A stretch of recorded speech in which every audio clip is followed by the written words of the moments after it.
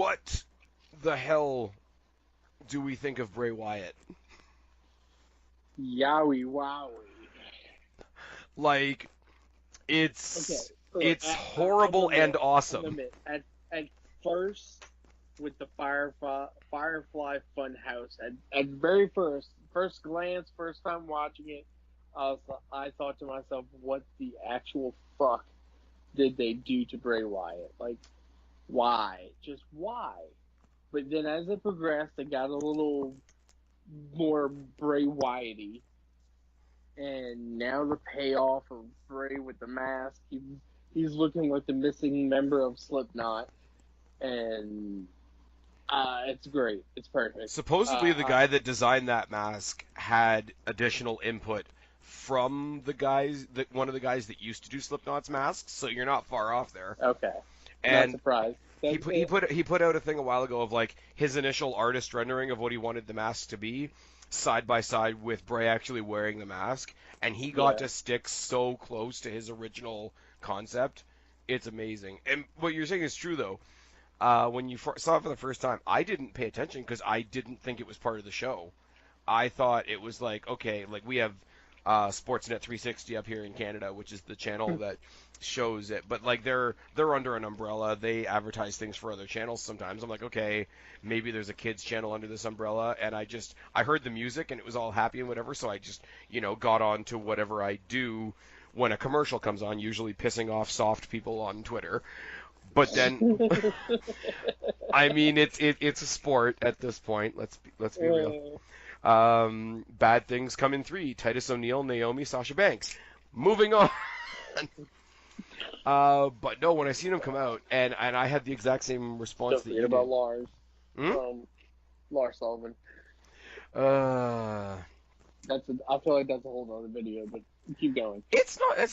It's one of those things where like nobody's ever going to be happy. So either like admit that you just don't want the guy to have a life anymore, or decide that you're eventually going to get over it. It's like people that don't want Hulk Hogan to ever be seen on TV again. Like you're creating something where you just get to keep being angry. Like that's all it is. It's like people that are mad that there's another Saudi Arabia show. Just like don't watch.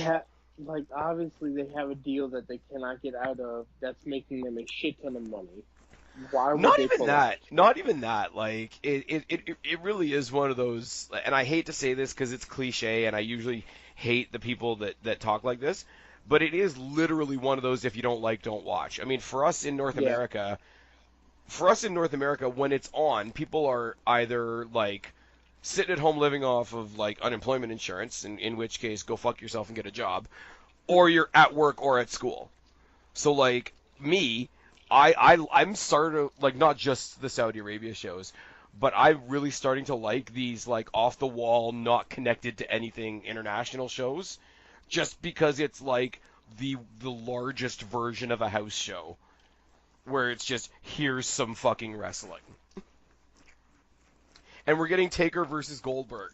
Do you have to care about Taker versus Goldberg? Absolutely not. If you choose to tune in, then great. But anyways, I had a point. I was getting to something.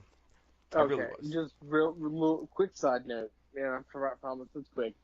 For Taker versus Goldberg, I never thought I would want to see it. Now I want to see it. However, I wish I would have saw it 20 years ago. Or, well, 15 years ago. See, here's the thing too, right? And I don't care if they do it at this point. It falls under the same banner of Taker versus Sting. And see, that's what I would. But not. I wanted 15 years ago when both men were like in peak condition. Well, that's the thing. Like, this is what I've said for a while now. You don't really want it because what I've said, and I mean, I wasn't much of a WCW guy. Most people know that. But, Sting was WCW's Undertaker, or Undertaker was WWE's Sting, regardless of how you want to see it. So, obviously, everybody and their mother that watched both... First, but yeah. Well, but you know what I mean, depending on which company you were loyal to. You wanted that match. Of course you did, because it was the dark guy from here versus the dark guy from here. And you made a picture, and I've used this analogy a lot. You made a picture in your head in that moment of what that match could look like, and most people, myself included, have taken that picture and just held it in their heads for a while. The sad thing is, if you get it now, it's not going to hold up to that picture in your head. Yeah. And that's why I don't want to see that now. If you throw it on one of these like banter international shows, it falls under a different heading. I think me and Kristen did a big conversational video before Crown Jewel. It wasn't really a preview. It was just sort of getting out some of my views and her views on the more political end of the spectrum. And fuck that, I'm not doing that again. But it's just it's these shows fall under a different context. They very much are like seeing a house show where you have the most real definition of, hey, you're a wrestling fan. Here, have some wrestling. Right. And that's all it is. And if you go into it just for that, I mean, I want to reiterate, put the politics aside. I had a blast watching Crown Jewel because it was so fucking retarded. Like the best in the world tournament was hysterical. Starting this huge like controversial pay-per-view with Hulk Hogan was like Vince McMahon in all his cockiness walking out into the middle of the ring and putting his dick on the table. That's all that was.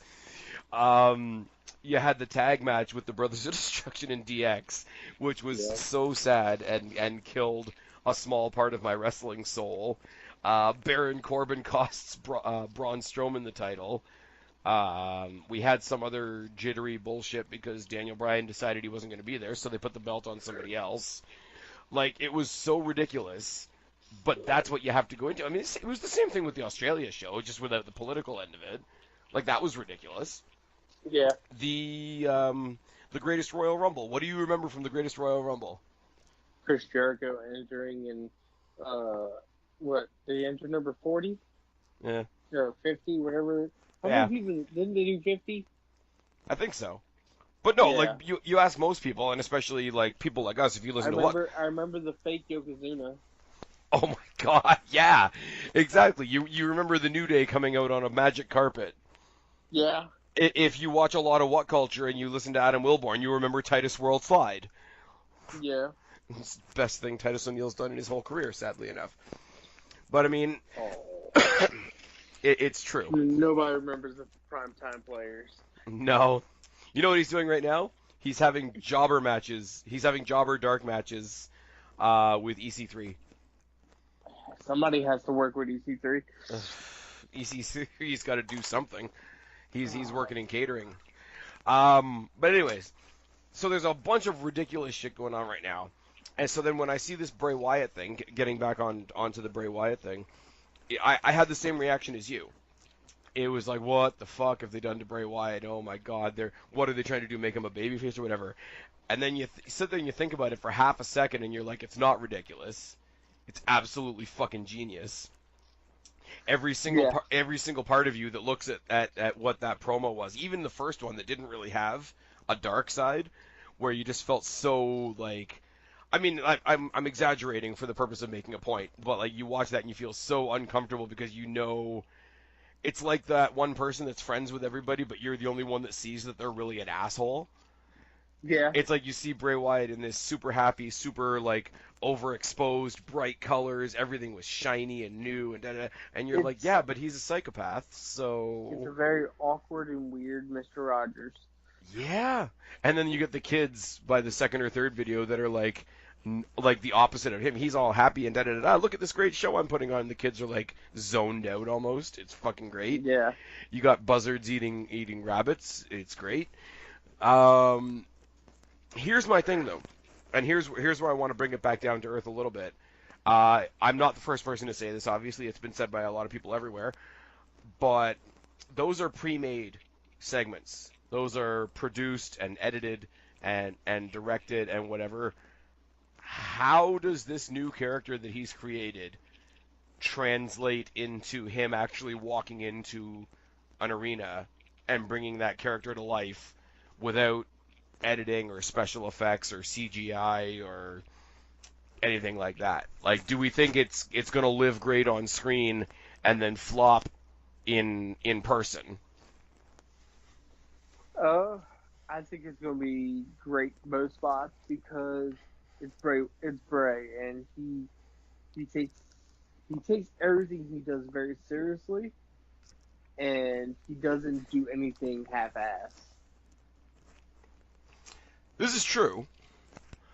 But this is also Bray Wyatt, who we knew from NXT was absolutely amazing, and then showed up on Raw to a lot of Husky Harris chants, just because that's what the audience does. Like, as awesome as this is, and as great as this has been, like the great talking point of Raw and Smack. I mean, I don't like that they're like playing a promo on Raw and then just repeating it on SmackDown. I mean, it sort of reminds us that SmackDown is the B show, Yeah, at least for now until the Fox thing goes through.